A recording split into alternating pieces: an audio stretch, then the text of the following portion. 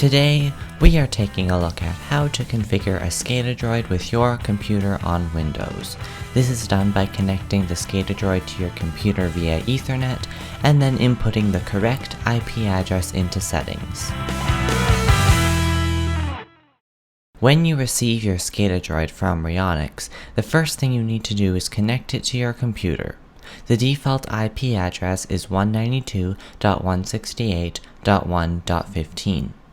To configure it on Windows, start by clicking on the Wi-Fi button here.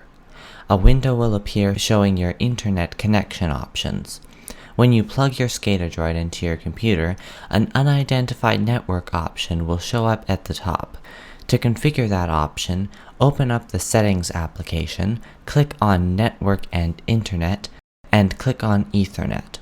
Press on the Change Adapter Options button. A dialog box will appear with all of your computer's Ethernet connections, including VPN. The one we need to configure is the Ethernet option that says Unidentified Network. Right-click on it and select Properties. Make sure that the Client for Microsoft Networks option is checked off because it gives it permission to access it. Next, click on the Internet Protocol version 4 and then select Properties. Now we need to change this to the same subnet, which is the first three numbers. Type in the first three sections of the default IP address, so 192.168.1, like this. The last number needs to be different from the SCADADroid's number, so anything but 15. In this example, the unit is directly plugged into the computer, but if you're on a network, then you need to make sure that the last number doesn't conflict with anybody else.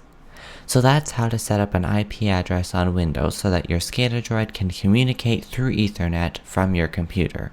For more helpful tutorials and videos related to Rionix's SCADADroid, please go to our website and click on Support Videos. Thank you for watching.